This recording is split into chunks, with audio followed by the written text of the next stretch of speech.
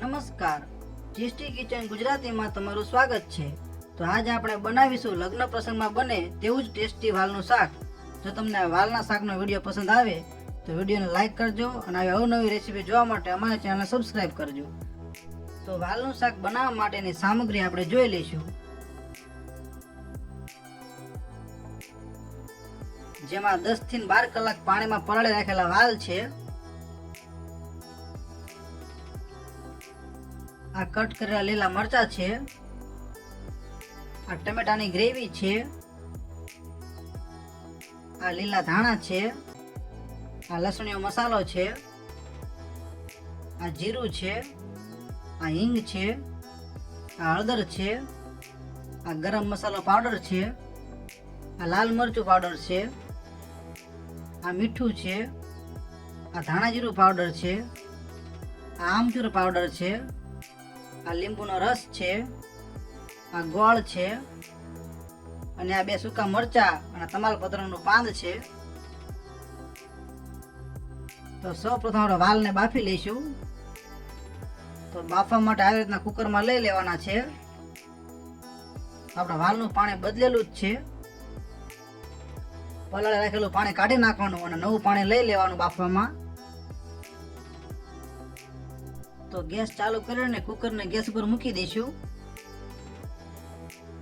અને બાફવામાં થોડું મીઠું નાખી દઈશું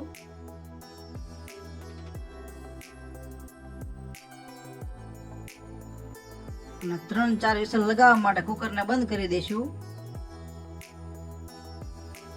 તો આપણા કુકરની 3 થી 4 વિસલ થઈ ગઈ છે અને આપણા વાલ પણ સરસ મજાના બફાઈ ગયા છે। તો હવે આપણે વઘાર કરી લઈશું। તો વઘાર માટે ગેસ ચાલુ કરી લઈશું અને આવી રીતના બાઉલ લઈ લઈશું, જેમાં જરૂર પ્રમાણે તેલ લઈ લઈશું।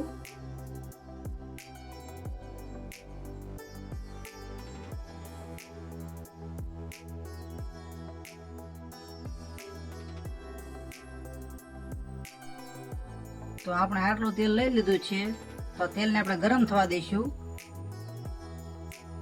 તો આપણું તેલ ગરમ થઈ ગયું છે, જેમાં સૌ પ્રથમ થોડું જીરું નાખીશું,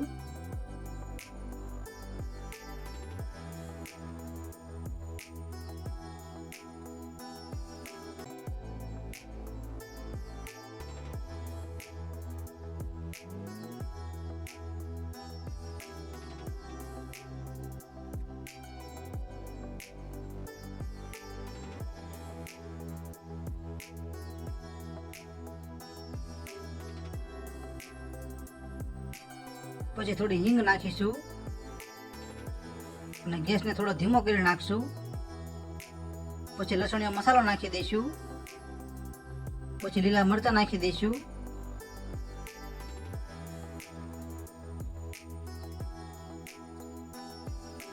પછી ટમેટાની ગ્રેવી નાખી દઈશું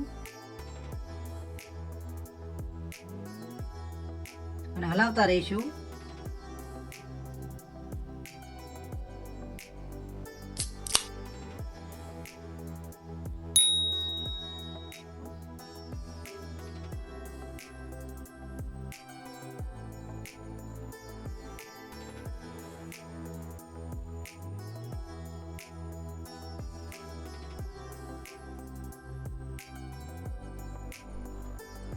પછી 2 સૂકા મરચા અને તમાલપત્રનું પાન નાખી દઈશું,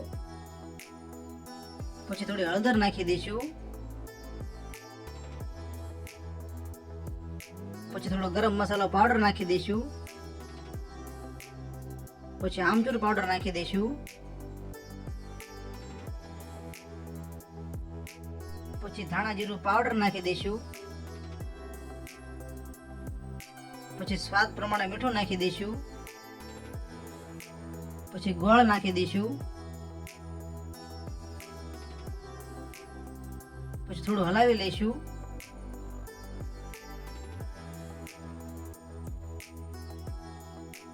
પછી લીંબુનો રસ નાખી દઈશું અને હલાવતા રહીશું।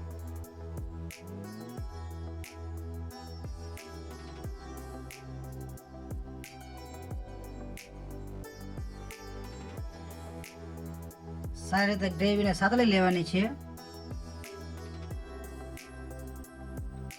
ગેસને મીડિયમ જ રાખવાનો છે. પછી લાલ મરચું પાવડર છે તે થોડુંક નાખીશું.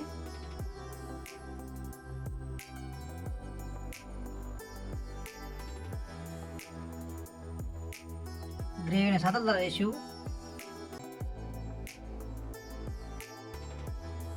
પછી મીઠા લીમડાના પાન નાખીશું.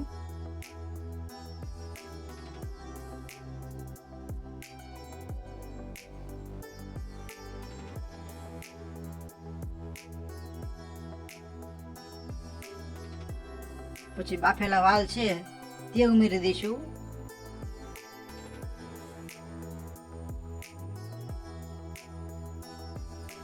અને સારી રીતે હલાવી લઈશું.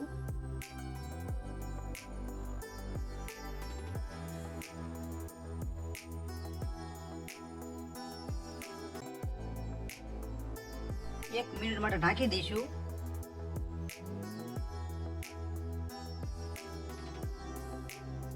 તો આપણા વાલના શાકને 1 મિનિટ થઈ ગઈ છે, તો તેને ખોલી લઈશું અને સારી રીતે હલાવી લઈશું.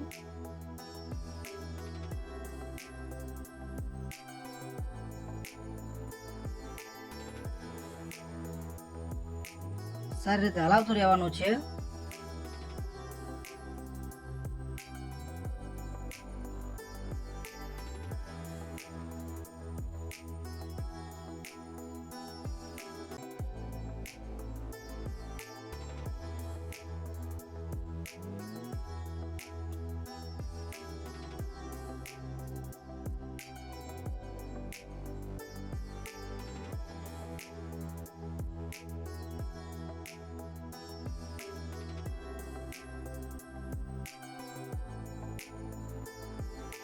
તો હવે આપણે ગેસને બંધ કરી દઈશું અને શાકને 10 મિનિટ રહેવા દઈશું.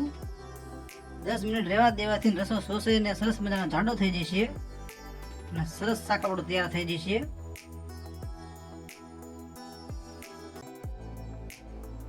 તો આપણા શાકને 10 મિનિટ થઈ ગઈ છે. તો સરસ મજાનું વાલનું શાક તૈયાર થઈ ગયું છે. તો હવે ઉપરથી લીલા ધાણા નાખી દઈશું. તમે એકવાર આવી રીતના વાલના શાકની ટ્રાય જરૂર મારજો અને તમારો અનુભવ કોમેન્ટ કરજો.